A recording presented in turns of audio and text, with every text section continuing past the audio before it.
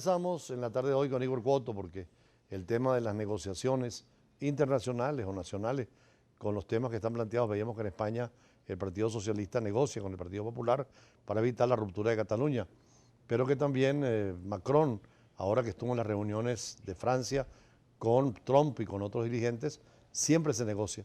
¿Por qué es tan importante la negociación en los temas internacionales? Bueno, es la forma, es la mejor forma de abordar los conflictos, de abordar las diferencias y que estos conflictos y estas diferencias que pueden tener los distintos países, bueno, no se conviertan en crisis y evitar así entonces las confrontaciones violentas que pudiesen venir entre los distintos países que pueden tener algún tipo de diferencia. Además que las Naciones Unidas constantemente está promocionando la discusión de que las diferencias de los países deben ser abordadas desde el punto de vista de la negociación, del consenso, tomando en cuenta los intereses de todos los países. De hecho, la Carta de Naciones Unidas, en el artículo 33, establece que es obligatorio para todo Estado evitar conflictos y guerras y encontrar soluciones negociadas. Sí. Y ya establece negociaciones diplomáticas, amistosas o jurisdiccionales, inclusive ir a la Corte Internacional de Justicia. Pero ya antes de ir a un tribunal es bueno negociar la situación. Claro, ¿no? incluso lo hemos visto aquí con el caso del Esequibo en Venezuela, en donde lamentablemente la Cancillería venezolana ha sido algo displicente, ¿no?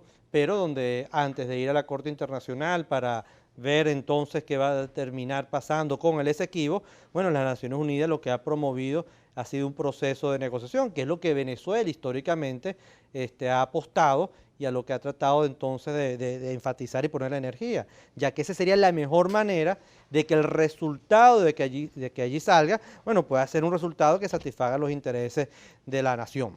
Tan difícil ha sido para algunos países negociar en lo interno y para Venezuela, ¿por qué?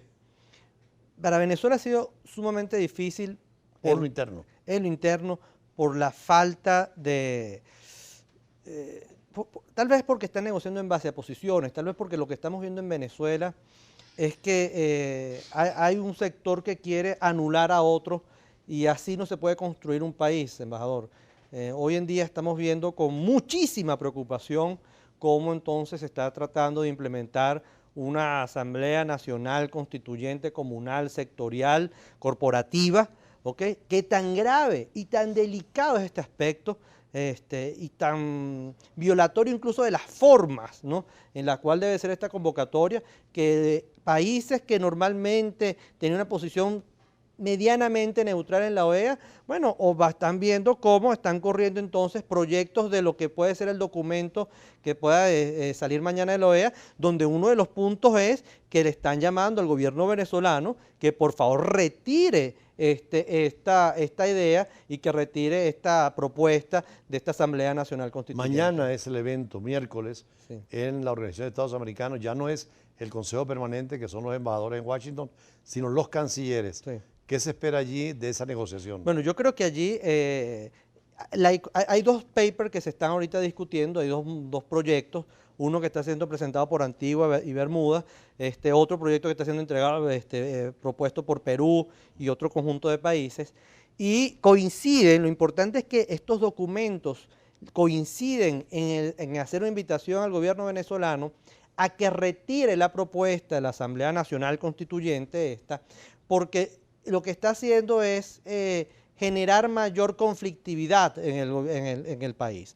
Además de eso, estas propuestas también coinciden en la necesidad entonces de que los civiles que están siendo juzgados en los tribunales militares, bueno, pasen a sus órganos naturales, que son los órganos civiles, los tribunales civiles. Entonces yo creo yo creo que mañana ya hay negociaciones, pueda tener por seguro que ya ha habido contactos y que ya se van a estar poniendo de acuerdo en qué temas del documento, del texto, están de acuerdo, en dónde hay consenso y dónde no hay consenso, pero mañana lo más seguro es que va a haber una decisión. ¿Y qué se espera en relación con que Venezuela escuche o habrá que negociar con Venezuela a ver si retira el proyecto de constituyente y constitución? Claro, lo que pasa es que para que se dé eso, entonces lo más probable es que vamos a escuchar que el gobierno de Venezuela es soberano, que el gobierno de Venezuela hace lo que sea y como le dé la gana y como quiera. como una especie de pataleta, además diciendo, argumentando que Venezuela ya se salió de las naciones, de la OEA y que como se salió de la OEA no tiene que acatar ninguna decisión, lo cual es falso, ¿no? Porque recuérdense que si bien Venezuela denunció la salida de la OEA, tiene que esperar 2 años para que esta se haga efectiva. Todos los derechos y obligaciones las tiene ahorita. Las tiene ahorita. Entonces lo que vamos a ver es que, bueno, seguramente vamos a ver una retórica muy política, pero sin duda alguna las instituciones en este país, todas las instituciones, el Consejo Nacional Electoral, el Tribunal Supremo de Justicia, el Poder Moral, etcétera, todos los poderes tienen que tomar en cuenta el llamamiento de la comunidad internacional, porque, ojo, una cosa muy importante, este llamamiento de la comunidad internacional es reflejo de lo que está pasando en el país. En el país, la gran mayoría del país no está de acuerdo con esta propuesta. La solución del país no pasa por una constituyente, la solución del país pasa por ejecutar y aplicar un conjunto de políticas públicas que realmente den entonces y sean acertadas para solucionar los problemas de abastecimiento de medicina, de abastecimiento de comida, del tema de la seguridad. Es mentira que porque se vaya a crear una constituyente, entonces a partir del día siguiente no va a haber más problemas de medicina, no va a haber más problemas de delincuencia y así sucesivamente. Y lo que pasa, embajador, es que si internamente en Venezuela los factores del poder político, los líderes políticos de este país no pueden ponerse de acuerdo indistintamente las facciones políticas en las cuales pertenezcan. Es imposible entonces ir puertas afuera a llevar entonces un discurso y poder tener posiciones de negociación que sean realmente efectivas. Veíamos en el periódico Granma, que pocas veces se ve en Venezuela, pero que lo mandaron acá al canal, una amplia declaración del doctor Germán Escarrá, que decía que la constituyente era para la paz y que se cumple con todos los módulos, exigencias de tipo constitucional. ¿Es posible esto? Embajador, mire, yo por respeto no quisiera ahondar en eso, porque realmente si ponemos, el doctor Escarrá realmente ha dicho muchas cosas en los últimos años en los cuales no sabemos cuándo realmente está hablando en serio, cuándo está hablando en broma, y es muy triste. La gran verdad, embajador, es que la paz no se impone, la paz se construye, la paz se construye en la política construyendo consenso. Es tan grave lo que está sucediendo, embajador, que incluso las mismas voces disidentes del chavismo, las mismas voces disidentes del partido de gobierno, lo que están haciendo están siendo anuladas y están siendo entonces descartadas porque no se quiere escuchar absolutamente nada distinto a lo que el gobierno entonces quiere imponer. Sí, así no se construye la paz. Efectivamente, aquí Maripili Hernández en una entrevista hablaba de la necesidad de consultar al pueblo, de dar un cheque en blanco para una nueva construcción jurídica o de Estado. Y la misma exdefensora del pueblo ayer también dice que no está de acuerdo con ese tipo de situaciones. La fiscal general de la República ha dicho que estamos al margen de la Constitución y hay muchas críticas del propio gobierno. Lo cierto es que sería interesante un debate abierto constitucional, claro, más allá de lo político, el tema, porque Cuba tiene una constitución pero es muy autoritaria. De hecho, no es una constitución democrática.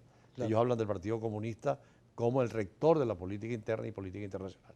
Más adelante hablar un poco también de lo que está pasando en otras regiones del mundo y el tema de la negociación.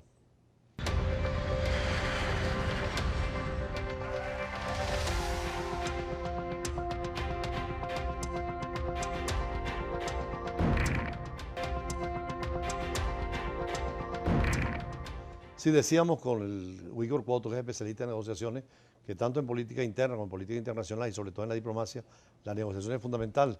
Vimos ahorita en Francia, después de la crisis económica y política de dos candidatos al margen del sistema, pero un hombre muy moderado como Macron, y cómo ha negociado bien sus situaciones, ¿no? Sí, yo creo que Macron lo que ha buscado, bueno, lo que hablábamos hace rato, es buscar construir un consenso sobre la Francia que los franceses quieren y creen que necesitan.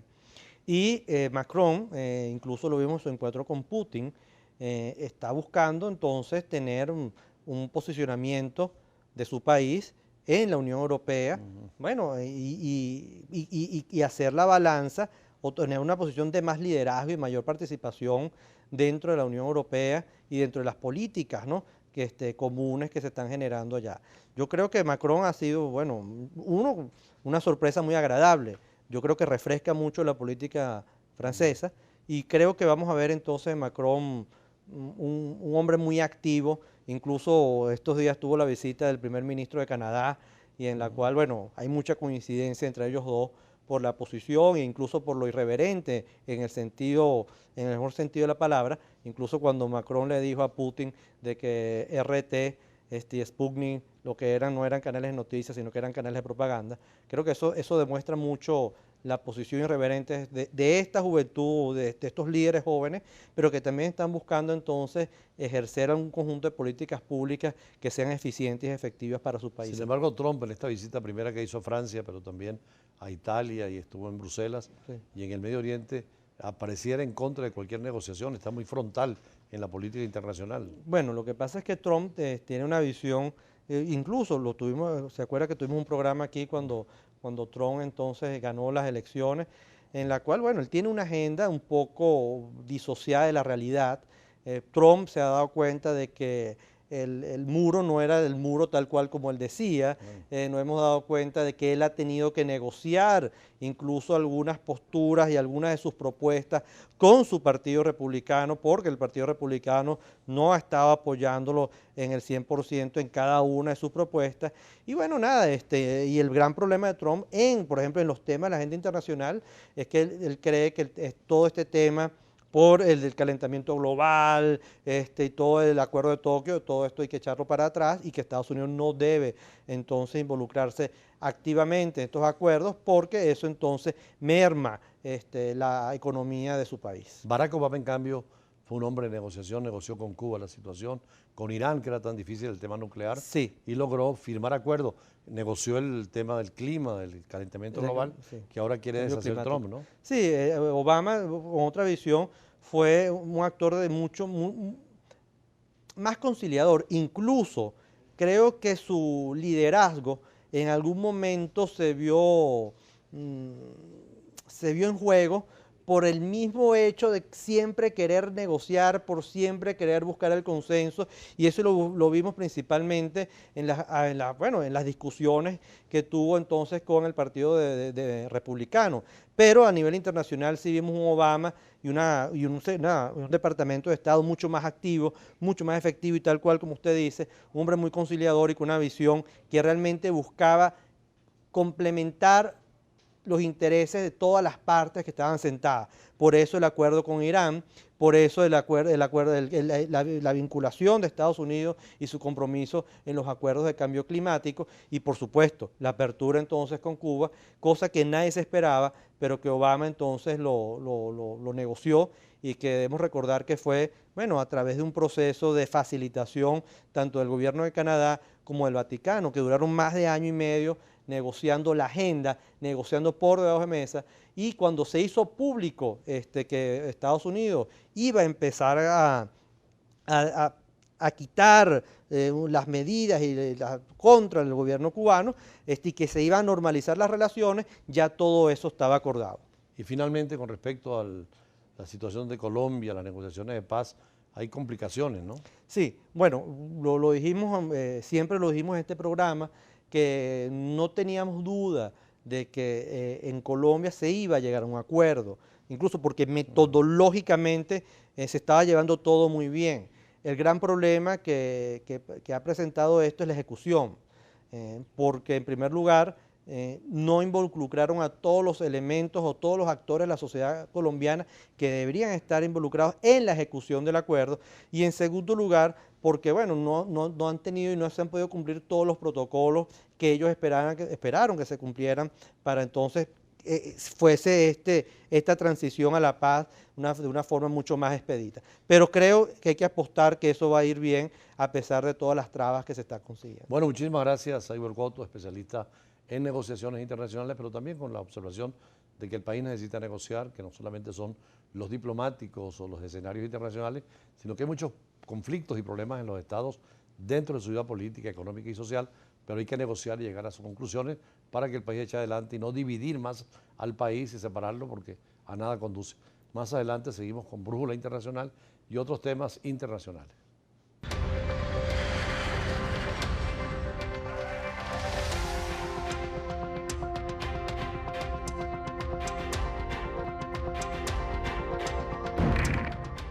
Efraín Contreras es abogado especialista en Derecho Internacional con magíster en Relaciones Internacionales, pero hoy nos va a hablar de un tema que no es internacional, aunque es internacional, pero no es política, es religión. ¿Qué es lo que pasa con la Virgen de Fátima? Bueno, en efecto, embajador, estamos en el... Muchísimas gracias a usted por la invitación y a todo el equipo de Brújula Internacional. En efecto, estamos celebrando el centenario de la primera aparición de la Virgen de Fátima, 100 años de una Virgen, de una advocación mariana que ha sido conocida a nivel mundial y que por iniciativa de la diócesis de Maracay está en nuestro país desde el pasado mes de abril y va a recorrer 3 estados del país, más de 20 ciudades, sobre todo hospitales, muchas parroquias, muchas zonas humildes de nuestro país. Y es un mensaje muy interesante, también la tendremos especialmente la parroquia de San Antonio de Padua, donde yo también participo dentro de la cofradía, la tendremos el día 29 y 30 de julio. El Papa le dio mucha importancia ahora a Fátima, ¿no? Totalmente, Papa totalmente. Francisco. Y no solamente el Papa Francisco, sino también el Papa Juan Pablo II. Y una anécdota muy interesante es que la Virgen se está movilizando en el papamóvil que trasladaba Juan Pablo II cuando realizó su visita aquí a Venezuela, una de sus 2 visitas. Entonces estamos totalmente de acuerdo y totalmente conciliadores. Una visita conciliadora, es una visita mariana, es una visita que llama a la paz. El 29 y 30 estará en San Antonio, a partir ya del mes de julio estará en la diócesis de Los Teques. Imagino que la Embajada de Portugal, la colonia portuguesa está muy incluida. Específicamente el 30 de julio llegará también al Centro Portugués de Caracas y toda la colonia portuguesa aquí en el Padre Alexander Mendoza. Toda una movilización mariana y muy interesante porque la Virgen, recordemos rápidamente, que se aparece finalizando la Primera Guerra Mundial, anunciando ya una Segunda Guerra Mundial, un Portugal muy pobre, un Portugal donde la violencia, donde la discrepancia, en Copa de Iría. Entonces, recordando esa situación tan coyuntural un 13 de mayo precisamente. 13 de mayo del año 1917. Acaban de elevar a los altares a 2 de los muchachos, ¿no? Sí, exactamente. Y no solamente el Papa participó allá en Portugal y de alguna manera también tenemos entonces en Venezuela la oportunidad de participar todos y para que nos mantengamos unidos como venezolanos. ¿Dónde deben recurrir los fieles a estar presentes en las manifestaciones de la Virgen? Bueno, van a estar presentes en 13 ciudades de Venezuela, va a estar en Por la Mar, va a estar en Estado Bolívar, va a estar en el Estado Miranda, va a estar aquí en Caracas, y del 7 al 15 de julio va a estar aquí en Caracas, va a estar también en Nueva Esparta, va a estar también en el Estado Vargas, va a recorrer Venezuela y ojalá sirva también para unir a los venezolanos ante tanta discrepancia, ante tanta falta de unión, pero sobre todo buscando siempre los ¿Las informaciones dónde están de esta gira de la Virgen? En las redes sociales, la cofradía tiene sus redes sociales, mis propias redes sociales, con toda la confianza podemos comunicarnos y dar siempre la información. Constantemente se están dando, no solamente en redes sociales, sino en los medios de comunicación, para mantener siempre viva esta advocación mariana que tanto representa y que tanto unido al venezolano y al portugués, ese portugués de a pie que trabaja, y no solamente portugués, todos los lusodescendientes, celebramos a Santa Rita hace unos días también, es todas estas advocaciones que sirvan para nosotros de santo, de nuestras advocaciones marianas, para unirnos como venezolanos y buscar siempre la libertad en nuestro Ahora, país. ¿esto está haciendo otros países también al mismo tiempo? Hay 13 imágenes peregrinas que viajan constantemente por el mundo con un llamado de paz, con un llamado de unidad, con un llamado de oración. En esta oportunidad, por primera vez, tenemos esta imagen en Venezuela. ¿Dónde es la catedral fundamental o la iglesia en Caracas dedicada a Fátima? Bueno, dedicada a Fátima. Tenemos la Misión Católica Portuguesa en Caracas, pero se están construyendo 2 santuarios en honor a la Santísima Virgen de Fátima. El más conocido es el que tenemos actualmente, que se está terminando ya, aquí en los Altos Mirandinos, Santuario de Nuestra Señora de Fátima. Esfuerzo de estos propios lusodescendientes, con mucho esfuerzo y dedicación que se ha levantado ese terreno, esa nueva iglesia en la cual todos vamos a tener posibilidades de participar. Bueno, muchísimas gracias, Efraín Contreras. Gracias a usted, embajador. Esta información es interesante. La Virgen de Fátima, que como decía Efraín, estuvo en la Primera Guerra Mundial, predijo la Segunda. Los 2 muchachitos que la descubrieron o que la encontraron, Francisco lo acaban de llevar, 3, pero 2 han sido llevados a los altares. El Papa Francisco le dedicó una homilía extraordinaria y bueno, todas estas manifestaciones para los católicos son fundamentales. Así cerramos nuestro recorrido por los escenarios de hoy. Mañana, como siempre, con el choque de las imágenes, la fuerza de las palabras y nuestros análisis en profundidad. Muy buenas tardes y hasta mañana.